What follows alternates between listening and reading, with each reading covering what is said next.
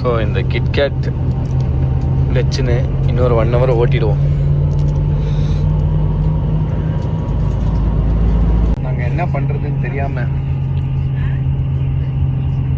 உருண்டு பத்துன்னு இருக்கோம். நான் வேறு ஸ்நாக்ஸ்லாம் வாங்கினது உட்காந்து சாப்பிட ஆரம்பிச்சிட்டேன். நீ சாப்பிட்டு இருந்தேன்னா தூங்கிட்டு இருப்பேன்.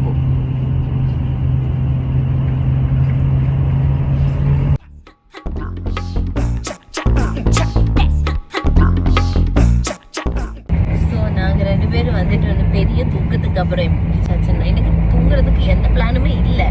ஆனா இவ்வளோ வந்து என் மேல தூங்குறானே எனக்கு வந்துட்டு அசைய முடியாது அந்த சைடு.